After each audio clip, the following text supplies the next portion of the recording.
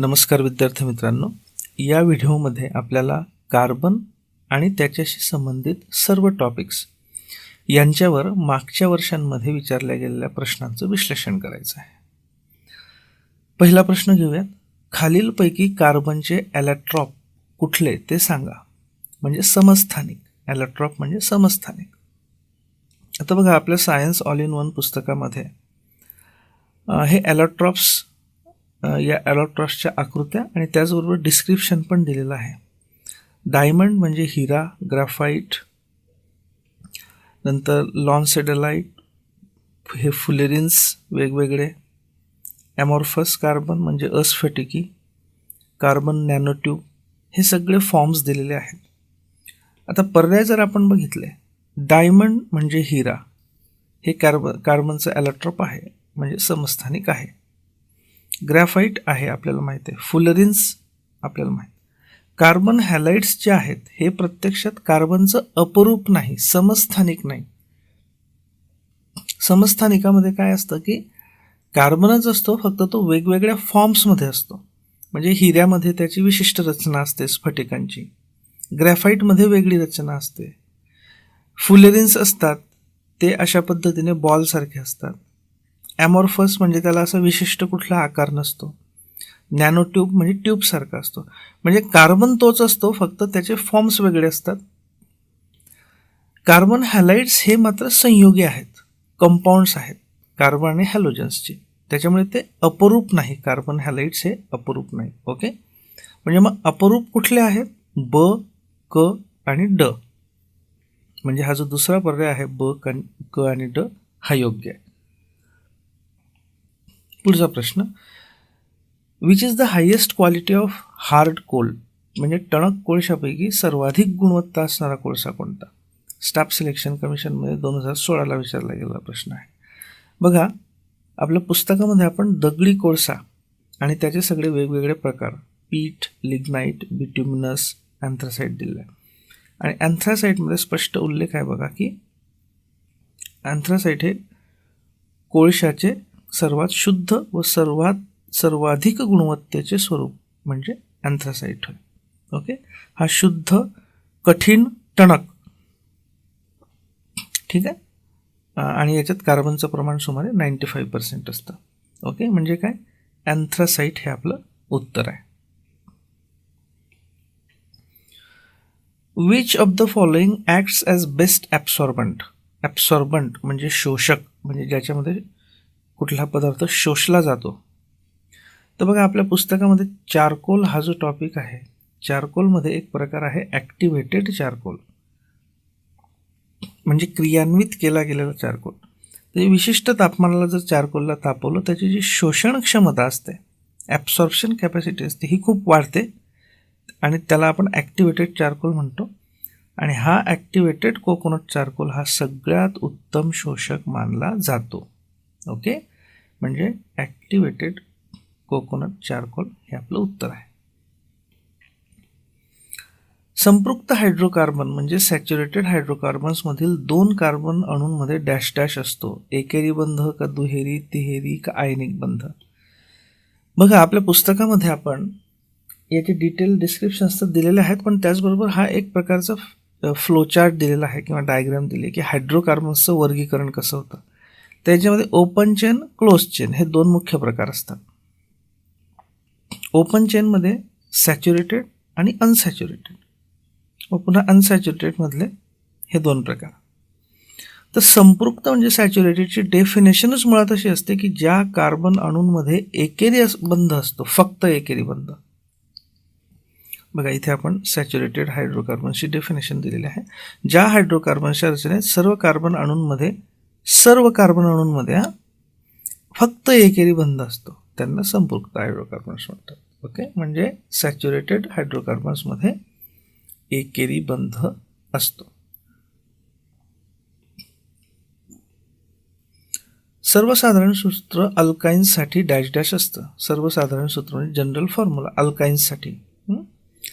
हा चार्ट आपण दिलेला आहे. हा चार्ट आपल्याला पक्का माहीत असला पाहिजे.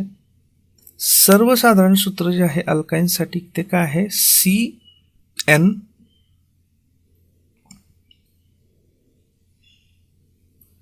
आणि H2n-2. ओके, म्हणजे जर C1 घेतला आपण तर H किती 2 गुणिले 1 वजा 2, म्हणजे C1 म्हणजे Cच फक्त 1 लिहायची गरज नसते, आणि H हे 2 0 म्हणजे ते 0, म्हणजे H नसणारच आहे त्याच्यामध्ये, आणि म्हणून आपण इथे n बरोबर 1ला सगळं डॅश केलेलं आहे. ओके, म्हणजे तो हायड्रोकार्बन होणारच नाही, कारण हायड्रोजन त्याच्यात येणारच नाही. जिथे C2 असतो तिथे H किती असेल 2 इंटू n म्हणजे किती 2 मायनस 2, 2 दुणे 4 वजा 2 म्हणजे 2, म्हणजे H किती 2 म्हणजे C2H2 हा इथे जाईल. ओके, तर सूत्र काय CnH2n-2. ठीक आहे, सो CnH2n-2 हे अल्काइनसाठी. याच पद्धतीने बाकीचे जे म्हणून सूत्र आहेत अल्केन्स, अल्किलिन्स वगैरे, हे सगळे तुमचे पाठ पाहिजेत ते तुम्ही लक्षात ठेवा, कारण त्याच्यावर प्रश्न विचारला जाऊ शकतो. कोळशाचे त्याच्या डॅश डॅश अवस्थेमध्ये रूपांतरण करून त्याचा अतिशय कार्यक्षम व स्वच्छ इंधन म्हणून वापर करता येतो. बघा, कार्बनची ऑक्साईड रूपे याच्यावर आपण डिटेल दिलेलं आहे. तर व्यापारी स्तरावर गरम कोक वरून वाफ सोडल्यास CO आणि H2O तयार होतो. याला एकत्रितपणे वॉटर गॅस म्हणतात. ओके, किंवा त्याला सिन गॅस पण म्हणतात. त्याचबरोबर प्रोड्युसर गॅस CO+N2. थोडक्यात काय की वॉटर गॅस, प्रोड्युसर गॅस ही औद्योगिक क्षेत्रातली महत्त्वाची इंधने आहेत. म्हणजे काय की कार्बन याचे वायू रूपात अवस्थांतर करून त्याचे स्वच्छ आणि कार्यक्षम इंधन म्हणून वापर करता येतो. ओके, तर वायू अवस्थेमध्ये. ठीक आहे, राईट. पुढच्या प्रश्नाकडे जाऊ. नैसर्गिक वायू हा हायड्रोजन व कार्बन यांचे संयोग असतो. मिथेन हे हायड्रोजन व कार्बनचे संयोग नसते. नैसर्गिक वायू हे वनस्पती व प्राणीजन्य इंधन आहे. याच्यातलं कोणतं विधान योग्य आहे किंवा कोणती विधान योग्य आहेत आणि कोणतं रॉंग आहे? बघा, आपण जर नुसती नजर टाकली याच्यावर तर हे अगदीच चुकीचं आहे, आपल्याला लगेच कळतं. मिथेन हे हायड्रोजन आणि कार्बनचं संयोग नसतं, हे रॉंग आहे. कारण मिथेनचं सूत्र काय आहे CH4, म्हणजे कार्बन आणि हायड्रोजन. ओके, किंबहुना कार्बन हायड्रोजनचं हे अत्यंत कॉमन आणि आपल्याला सगळ्यांना माहीत असणारा संयोग आहे. म्हणजे ब योग्य नाही. म्हणजे काय, ब असलेले पर्याय आपण आधी काढून टाकायचे. बघा, हे ब आहे, इथे ब आहे, योग्य म्हणून दाखवतात, म्हणजे हे पर्याय डेफिनेटली नाहीत. आता उरले फक्त 2. नैसर्गिक वायू हा हायड्रोजन आणि कार्बन यांचा संयोग असतो, हे बरोबरच आहे. कारण आपल्याला माहीत आहे नैसर्गिक वायू हा, बघा पुस्तकातला स्क्रीनशॉट आहे. नैसर्गिक वायू हा पेट्रोलियमचाच एक भाग असून तो पेट्रोलियमच्या वरील थरात व काही प्रमाणात पेट्रोलियममध्ये मिसळलेल्या स्वरूपात. याच्यात 85% मिथेन. आता मिथेन आलं म्हणजे कार्बन आणि हायड्रोजन आलाच. इथेन त्याच्यात पण कार्बन आणि हायड्रोजन आला. प्रोपेन याच्यात पण कार्बन हायड्रोजन आला. ओके, म्हणजे नैसर्गिक वायू हा कार्बन आणि हायड्रोजन यांचं संयोग आहेच, म्हणजे अ बरोबर आहे. म्हणजे याचा तर यापैकी नाही हा पर्याय पण चुकीचा आहे. उरला हा एकच पर्याय. एनिवे आपण तिसरा पण बघून घेऊ. नैसर्गिक वायू हे वनस्पती व प्राणीजन्य इंधन आहे. बरोबर, कारण काय होतं की नैसर्गिक वायू कसा तयार होतो? नैसर्गिक वायू कसा तयार होतो तर वनस्पती, प्राणी जे असतात ते ज्यावेळी गाडले जातात जमिनीच्या खाली, तर कित्येक वर्ष जमिनीच्या खाली गाडले गेल्यामुळे उच्च दाब आणि उच्च उष्णता याच्यात राहिल्यामुळे यांच्या आतली जी उष्णता असते म्हणजेच ऊर्जा असते, म्हणजे सूर्यप्रकाशाद्वारे वनस्पतींनी घेतलेली आणि वनस्पती खाऊन प्राण्यांनी घेतलेली ही सगळी ऊर्जा याचं कन्व्हर्जन होतं त्या इंधनामध्ये. आणि म्हणून हा जो नैसर्गिक वायू असतो हा वनस्पती आणि प्राणी यांच्या जीव अश्म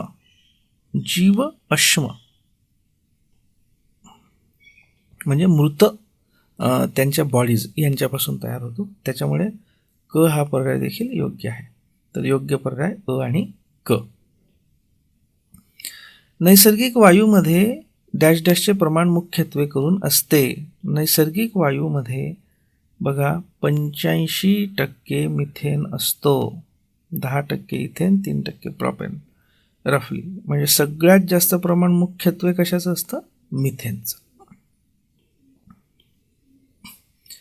फिनॉल हे डॅश डॅश ॲरोमॅटिक का ॲलिफॅटिक का हेटेरोसायक्लिक का वरीलपैकी कोणतेच नाही? बघा, ॲरोमॅटिक हायड्रोकार्बन्स हा जो आपला पॅरेग्राफ आहे पुस्तकातला, त्याच्यामध्ये आपण एकतर ॲरोमॅटिक्स म्हणजे काय ते बघितलेलं आहे आणि ॲरोमॅटिक हायड्रोकार्बन्स असं म्हणतात. उदाहरणार्थ बेन्झिन, नॅफ्थॅलिन, अँथ्रासिन आणि फेनॉल. ओके. आणि त्याच्यात पुन्हा हे 2 प्रकार असतात, बेंझोइड, नॉन बेंझोइड. त्याच्यामध्ये पण आपण काही उदाहरणं दिलेली आहेत. म्हणजे इन जनरल काय की हे तुम्ही लक्षात ठेवायचं की बेन्झिन, नॅफ्थॅलिन, अँथ्रासिन, फेनॉल वगैरे हे काय आहेत? ॲरोमॅटिक संयुग आहेत. म्हणजे हा पर्याय योग्य. आता भोपाळ वायू दुर्घटनेत कोणता वायू बाहेर पडला? हा तसा म्हटला तर कार्बनचा प्रश्न नाही आहे डेडिकेटेड. हा खरं तर याला आपण करंट अफेअर्स किंवा हिस्ट्री किंवा नॅचरल डिझास्टर्स, मॅनमेड डिझास्टर किंवा ज्याला आपण डिझास्टर मॅनेजमेंटचा टॉपिक म्हणतो याच्यावरचं आपण समजू शकतो, पण सहज म्हणून घेतलेला आहे. मिथिल आयसोसायनेट हा तो वायू होता. 1984 मध्ये ही दुर्घटना घडली होती आणि अधिकृत आकडेवारीनुसार याच्यात जवळपास 2,500 ते 3,000 माणसं मारली गेली होती आणि लाखो माणसांना अपंगत्व आलं होतं. तर मिथिल आयसोसायनेट हा तो वायू होता. पुढचा प्रश्न, खालील वाक्यांपैकी कोणते विधान चुकीचे आहे? डाय इथिल इथर हे सामान्य बधिरीकरणासाठी वापरतात. बघा, इथरचे उपयोग आपण एके ठिकाणी दिलेले आहेत आणि त्यात लिहिले बघा की पूर्वी ॲनेस्थेशिया म्हणजे बधिरीकरण देण्यासाठी केवळ डाय इथिल इथर वापरले जाई. आता मात्र इथर बरोबर नायट्रस ऑक्साईडचाही वापर करतात. म्हणजे डाय इथिल इथर हे बधिरीकारक किंवा बधिरीकरणासाठी वापरतात. म्हणजे हे बरोबर आहे. इथिल अल्कोहोल हे सर्व प्रकारच्या दारू पदार्थांमध्ये असते. बघा, इथे इथिल अल्कोहोल आपण दिलेलं आहे. इथेनॉल संयुगाला स्पिरिट किंवा मद्यार्क म्हणजे अल्कोहोल असेही म्हणतात. किंबहुना इथिल अल्कोहोल हीच आपण रूढ अर्थाने दारू म्हणतो. ओके, म्हणजे हे पण विधान बरोबर आहे. मिथिल अल्कोहोल हे साखर आंबविण्याच्या प्रक्रियेपासून तयार करतात. मिथिल अल्कोहोल हे बघा, काही महत्त्वाचे अल्कोहोल्समध्ये हे मिथिल अल्कोहोल आहे. तर हे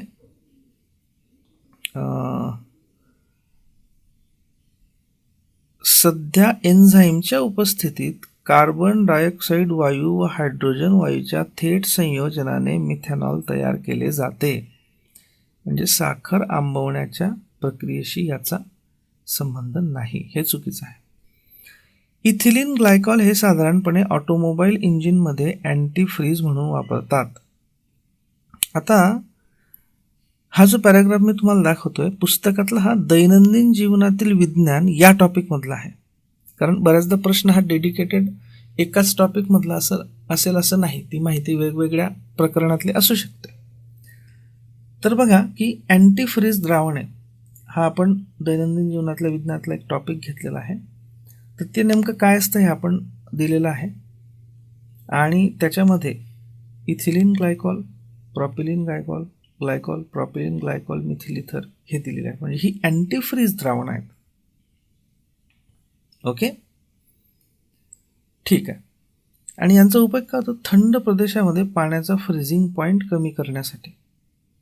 म्हणजे समजा लडाख किंवा त्याच्यापेक्षाही वरच्या हाईटवर आपले ऑटोमोबाईल वाहनं असतील.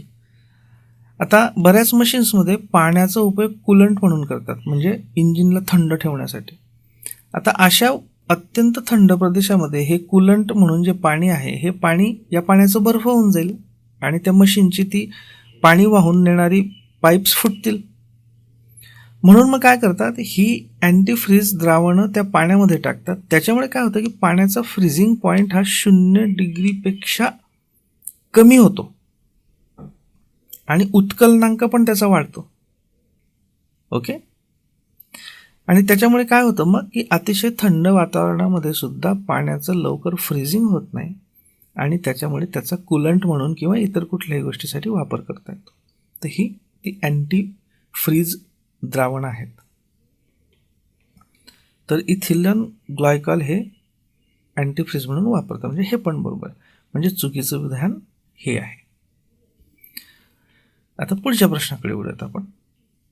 खालीलपैकी कोणते वाक्य बरोबर आहे?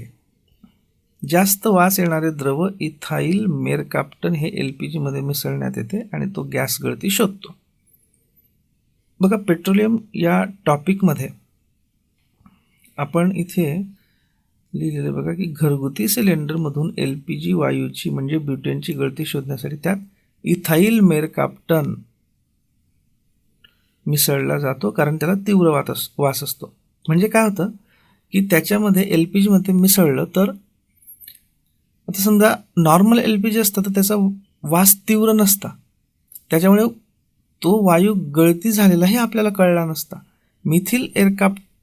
इथाईल मेरकाप्टन मिक्स केल्यामुळे काय होतं की जर लिकेज होत असेल तर या इथाईल मेरकाप्टनचा तीव्र वास आपल्याला येतो आणि त्याच्यामुळे गळती होते हे आपल्याला कळतं.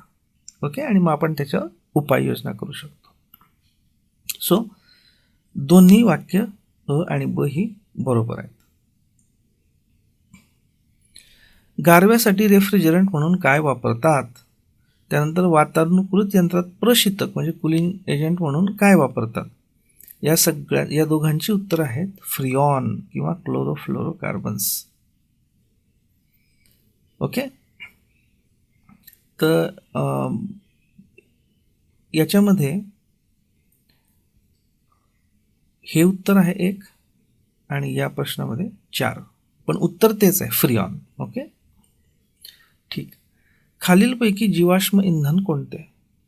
जीवाश्म इंधन म्हणजे काय आपण मागेच बघितलं बघा. जीवाश्म इंधन म्हणजे एका प्रश्नात बघितलं आपण की जेव्हा वनस्पती प्राणी हे जमिनीच्या आत गाडले जातात तर तिथला प्रचंड दाब आणि उष्णता याच्यामुळे त्यांचं रूपांतर इंधन सदृश्य पदार्थांमध्ये होतं, त्याला आपण जीवाश्म इंधन म्हणतो. बघा, नैसर्गिक संसाधनांमध्ये आपण जीवाश्म इंधने हा एक सेपरेट टॉपिक कव्हर केलेला आहे. ओके. तर वनस्पती प्राण्यांच्या मृत अवशेषांपासून. ओके. तर ही जीवाश्म इंधने कोणती? जीवाश्म इंधनांमध्ये पेट्रोलियमचा समावेश होतो. मेण हे इंधन आहे का? मुळात नाही.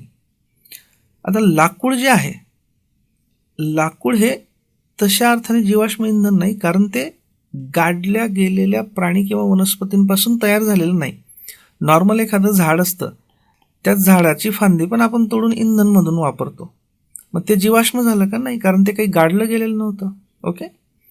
बायोडिझेल हे ॲक्च्युली काही विशिष्ट वनस्पतींपासून, जॅट्रोपा वगैरे यासारख्या वनस्पतींपासून आपण मिळवतो, म्हणजे ते पण गाडल्या गेलेल्या मृत अवशेषांपासून मिळतं असं नाही.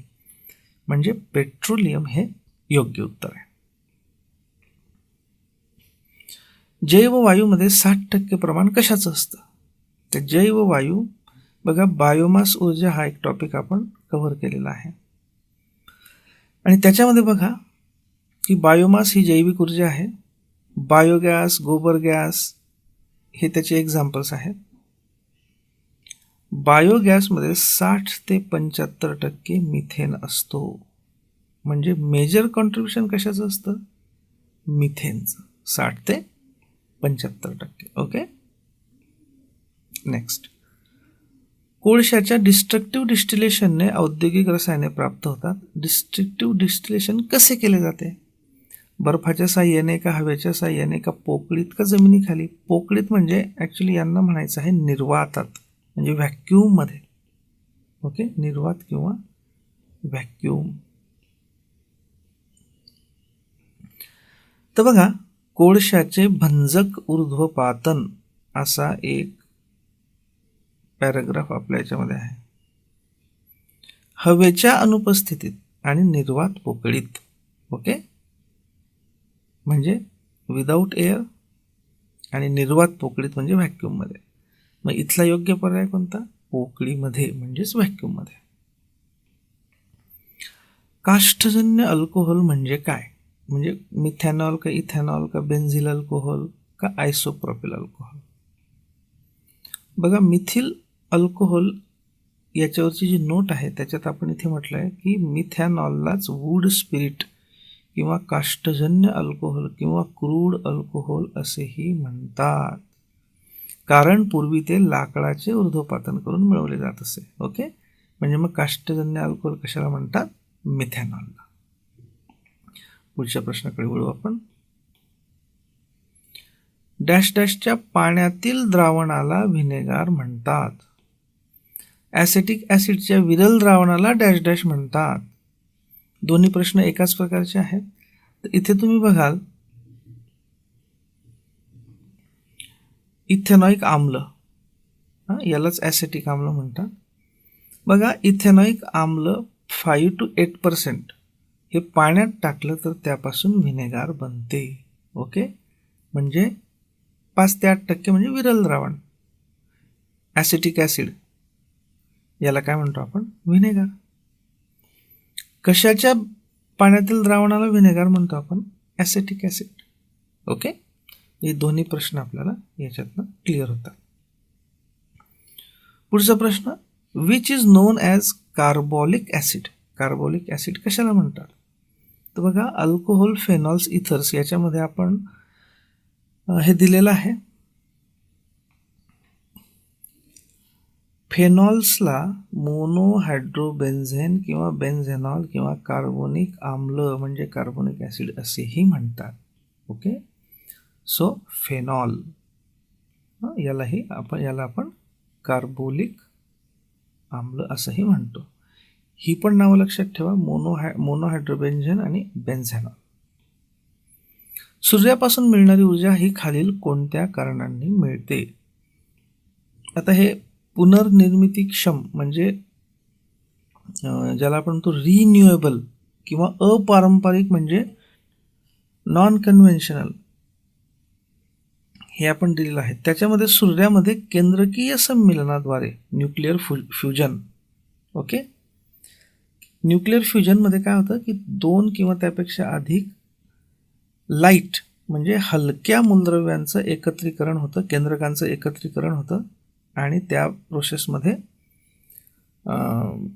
ऊर्जा, प्रचंड ऊर्जा बाहेर पडते.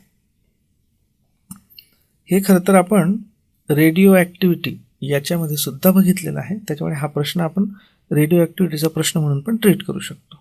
एनिवे, उत्तर याचं आहे अणूच्या केंद्रकांचे एकत्रीकरण. ओके, आणि विखंडन किंवा विभाजन याच्यात प्रत्यक्षात काय मिळतं आपल्याला? आपण पाहिलेलं आहे की विभाजनामध्ये 2 असतात. एक कंट्रोल्ड म्हणजे नियंत्रित. जर नियंत्रित असलं तर आपल्याला अणुभट्टी मिळते ज्याच्यातनं आपल्याला ऊर्जा मिळते, आणि जर अनकंट्रोल्ड असलं तर त्यातनं आपल्याला अणुबॉम्ब मिळतो. ओके, ठीक आहे. क्लोरोफ्लोरोकार्बन संयुगांना फ्रिऑन म्हणतात. खालीलपैकी कोणते विधान त्यांच्या बाबतीत चूक आहे? कोणतं विधान चूक आहे? हे रासायनिक, अक्रियाशील, बिनविषारी, गंधहीन असतात. हे विधान बरोबर आहे का चूक आहे? बघा, फ्रिऑन्स हा टॉपिक आपण कव्हर केला आहे. त्याच्यात आपण स्पष्ट म्हटलंय की हा वायू अत्यंत कमी विषारी. फ्रिऑन म्हणजेच क्लोरोफ्लोरोकार्बन्स, यांना एकत्रितपणे फ्रिऑन्स म्हणतात. हे अत्यंत कमी विषारी, कमी क्रियाशील, स्थिर, गंधहीन असे असतात. म्हणजे अक्रियाशील, बिनविषारी, गंधहीन असतात. हे बरोबर आहे. ओके, हे बरोबर आहे. बोल्ड केलं आहे म्हणून ते चूक आहे असं समजू नका. हे बरोबर आहे. ओके, याचं द्रावक म्हणून, सूक्ष्म प्रणोदनकारी, स्पंजनकारक म्हणून म्हणजे काय? एरोसेल्समध्ये बघा, एरोसोल स्प्रे आणि प्रॉपेलंट्समध्ये याचा उपयोग होतो. म्हणजे हे पण बरोबर आहे. अवकाशाच्या वरील पट्ट्यात सूर्याच्या जंबुलातील किरणांमुळे विघटन पावतात. हे बघा, स्थितांबरामध्ये काय होतं आपण इथे सांगितलेलं आहे. होतं काय की ज्यावेळी समजा ही पृथ्वी आहे आणि हे पृथ्वीचं वातावरण आहे, ज्यावेळी हे क्लोरोफ्लोरोकार्बन्स वरच्या थरांमध्ये जातात तर इथे सूर्यप्रकाशामुळे यांचं फोटो डिसोशिएशन होतं.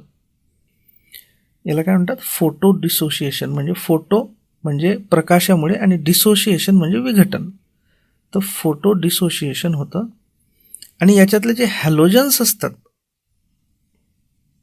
क्लोरोफ्लोरोकार्बन्समध्ये कार्बन असतो आणि हॅलोजन्स असतो, म्हणजे क्लोरीन किंवा फ्लोरीन, आयोडीन वगैरे वगैरे. ते हॅलोजन्स मुक्त होतात आणि हे हॅलोजन्स काय करतात, इथला जो ओझोन असतो, ओझोन म्हणजे काय, O3, तर हे हॅलोजन्स या ओझोन्सचं विघटन करून त्याच्यापासून O2 तयार करतात. म्हणजे काय होतं की O3चं रूपांतर O2 मध्ये होतं, म्हणजे ओझोन कमी होतो. त्याला ओझोन डिप्लिशन म्हणतात.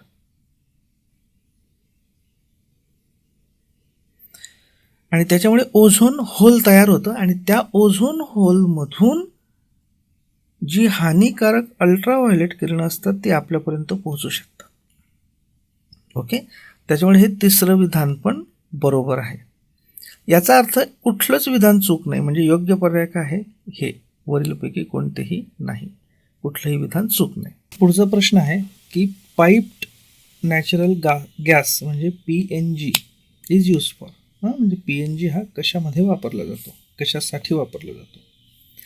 तर बघा, नैसर्गिक वायूच्या रूपांतरामध्ये आपण हे वेगवेगळे 3 एक्झाम्पल्स दिलेले आहेत. त्यात हा जो आहे PNG म्हणजे पाईप नॅचरल गॅस, तर नैसर्गिक वायू जो असतो त्याला जेव्हा पाईप्समधनं पुरवला जातो तेव्हा त्याला आपण पाईप नॅचरल गॅस म्हणतो. आणि याचा उपयोग स्वयंपाक म्हणजे कुकिंग आणि गिझर्स याच्यामध्ये होतो. आपल्याकडे पर्याय कोणते आहेत, मायनिंग याच्यात नसतो, वेल्डिंगमध्ये नाही, ॲनेस्थेशियामध्ये नाही, कुकिंगमध्ये आहे, कुकिंग आणि गिझर्स. त्याच्यामुळे 4 हा योग्य पर्याय आहे. पुढचा प्रश्न आहे की एंडोसल्फान हे डॅश डॅशचे उदाहरण आहे. आता बघा, जे सायक्लिक इस्टर्स आहेत, तर इस्टरशी संबंधित जो पॅरा आहे त्याच्यामध्ये एक ठिकाणी आपण हे संकीर्ण म्हणून टाकलेलं आहे की एंडोसल्फान हे एक सायक्लिक सल्फाईड इस्टर असून त्याचा उपयोग कीडनाशक पेस्टिसाइड म्हणून केला जातो. पण अलीकडे त्यात विषारी असल्यामुळे त्याचा वापर कमी करण्यात येतो आहे. एनिवे, कीडनाशक म्हणजे पेस्टिसाइड म्हणून त्याचा वापर केला जातो. खरं पाहायला गेलं तर हा जनरल किंवा करंट अफेअर्सचाही प्रश्न आपण म्हणू शकतो, कारण एंडोसल्फानचं नाव आपण जनरल अनेक ठिकाणी ऐकत असतं आणि त्यातल्या त्यात जी शेतकऱ्यांची मुलं आहेत, आपल्यासारखे जे शेतकरी आहेत, आपल्याला एंडोसल्फान अगदी रेग्युलरली माहीत असतो की तो कीटनाशक म्हणून वापरला जातो. हा प्रश्न 2021 मध्ये राज्यसेवा पूर्व परीक्षेमध्ये विचारला गेलेला आहे. याच्यामध्ये बेसिकली 4 लेयर्स दिले गेलेले आहेत: बायोस्फिअर, लिथोस्फिअर, हायड्रोस्फिअर, ॲटमॉस्फिअर. हे आपल्या पुस्तकामध्ये आपण दिलेलंच आहे की यांचं नेमकं मिनिंग काय किंवा याच्याने नेमकं काय इंडिकेट होतं, पण आपण ते थोडक्यात लक्षात ठेवायचं म्हणून बघूयात. जर ही पृथ्वी असेल तर पृथ्वीवरचा जो खडकांचा भाग असतो, खडक, जमीन, ओके, म्हणजे वरचं लेयर, हा जो असतो हा असतो लिथोस्फिअर म्हणजे पृथ्वीचा घन खडकांचा घटक. त्याच्यानंतर पृथ्वीवर जे पाणी असतं, महासागर, तळ्या, नदी, सागर वगैरे वगैरे, म्हणजे जिथे बेसिकली पाणी आहे त्याला आपण म्हणतो हायड्रोस्फिअर. हायड्रो म्हणजे पाणी, ओके, म्हणजे महासागर, समुद्र, नद्या, तळे वगैरे वगैरे ते हायड्रोस्फिअरमध्ये. त्याच्यानंतर पृथ्वीवर जी झाडं, झुडपं, प्राणी असतात आपल्यासहित त्यांना आपण म्हणतो बायोस्फिअर. बायो म्हणजे इन जनरल लाईफ किंवा ॲनिमल्स, प्लांट्स, ओके. थोडक्यात काय की बायोस्फिअर म्हणजे वनस्पती, प्राणी, सूक्ष्मजीव इत्यादी सगळे. आणि पृथ्वीच्या आजूबाजूला जो ॲटमॉस्फिअर, हवेचा थर असतो, हवा, वायू, ढग, वाफ वगैरे वगैरे वगैरे, त्याला आपण म्हणतो ॲटमॉस्फिअर. ॲटमॉस्फिअर म्हणजे पृथ्वीच्या सभोवतालचे वायू आवरण. मग आपण जर इथनं सुरुवात केली की बायोस्फिअर ची जोडी कशाशी लागेल, प्राणी, वनस्पती, सूक्ष्मजीव म्हणजे 200. तर ए मध्ये 2 असलेला हा एकमेव पर्याय आहे. बघा, इथे 3 आहे, इथे 4 आहे, इथे 3 आहे आणि इथे, म्हणजे आपल्याला नुसतं बायोस्फिअर जरी माहीत असलं तरी आपल्याला योग्य पर्याय लगेच सापडून जाईल, कारण दुसऱ्या कुठल्या पर्यायामध्ये याचं उत्तर 2 नाहीच आहे. Okay, so correct answer is 3. तर बऱ्याच वेळा काय होतं हे लक्षात ठेवायचं की आपल्याला काही माहिती जरी असली तरी त्याच्यावरनं आपल्याला अंदाज बांधता येतो की कुठलं उत्तर आहे. पुढचा प्रश्न हा पण 2021 मध्येच विचारला गेलेला आहे. संपुष्टात न येणारी संसाधने. आपण आपल्या सायन्स ऑल इन वन पुस्तकामध्ये या संसाधनांचे प्रकार दिलेले आहेत. तर संपुष्टात न येणारी म्हणजे न संपणारी, वापरली तरी न संपणारी संसाधने, यांना आपण पुनर्निर्मिती क्षण किंवा रिन्युएबल सोर्सेस ऑफ एनर्जी म्हणतो. तर याच्यामध्ये कुठली आहे तर सौर ऊर्जा आहे. सौर ऊर्जा ही न संपणारी ऊर्जा आहे, म्हणजे ते संपुष्टात न येणारं संसाधन आहे. म्हणजे पहिल्याचं उत्तर काय 3. आता पहिल्याचं 3 उत्तर कोणत्या कोणत्या याच्यात आहे बघू आपण. तर बघा, पहिल्याचं 3 उत्तर फक्त एका पर्यायात आहे, म्हणजे आपल्याला नुसतं एकच माहीत असलं तरी आपल्याला या प्रश्नाचं उत्तर देता आलं असतं. तरी आपण बाकीचं पण माहितीसाठी बघून घेऊया. स्ट्रॅटोस्फिअर, आपले जे ॲटमॉस्फिअर असतं, वातावरण असतं, त्याचे जे वेगवेगळे लेयर्स असतात त्याला स्ट्रॅटोस्फिअरमध्ये ओझोनचा दाट थर असतो. ओके, म्हणजे स्ट्रॅटोस्फिअरचं उत्तर किंवा जोडी ही 4. नंतर अपुनरावर्ती किंवा पुनर्नूतनीकरणास अयोग्य संसाधने म्हणजे काय नॉन रिन्युएबल. बऱ्याचदा मराठीमध्ये ट्रान्सलेशन करताना बराच गोंधळ केलेला असतो, त्यामुळे काही शब्द हे इंग्लिशमध्ये लक्षात ठेवावेत आणि प्रश्न इंग्लिशमध्ये पाहावा. तर नॉन रिन्युएबल की जे एकदा वापरले की पुन्हा वापरता येत नाहीत, संपतात, अशी साधनं ती कोणती आहेत तर ती जीवाश्म इंधने, कोळसा, पेट्रोल याच्यासारखी.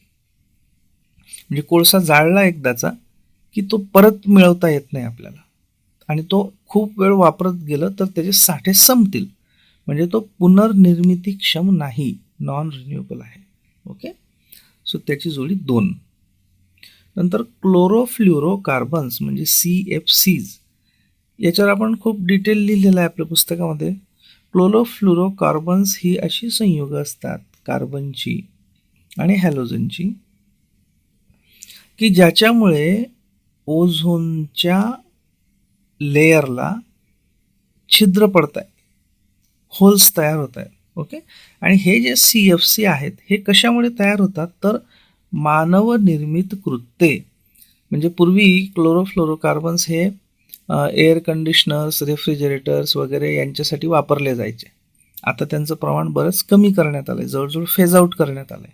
पण हे CFC जे आहेत हे मानवनिर्मित कृत्यांनी तयार व्हायचे CFC, आणि मग ते काय करायचे की ही समजा पृथ्वी आहे तर याच्या स्ट्रॅटोस्फिअरमध्ये जो ओझोनचा लेअर आहे तिथे हे CFCs जाणार, तिथे त्यांचं फोटो डिसोशिएशन होणार. आपल्या पुस्तकात आपण हे दिलेलं आहे, फोटो डिसोशिएशन, आणि त्याच्यातनं हॅलोजन, म्हणजे जसं हा फ्ल्युरो आहे हॅलोजन, क्लोरीन, फ्लोरीन, ब्रोमीन हे हॅलोजन्स आहेत.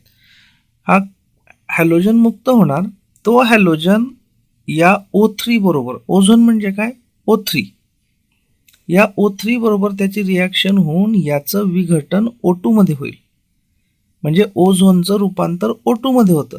आणि मग त्याच्यामुळे काय होतं की या ओझोन लेअरला इथे होल्स पडतात, आणि त्या होल्समधून मग अल्ट्राव्हायलेट किरणं पृथ्वीपर्यंत पोहोचतात, आणि त्याच्यामुळे पृथ्वीचं तापमान वाढतं आणि इतर आनुषंगिक दुष्परिणाम होऊ शकतात. ओके, तर याच्यामध्ये हे योग्य उत्तर 3 आहे. So this is all. Thank you very much.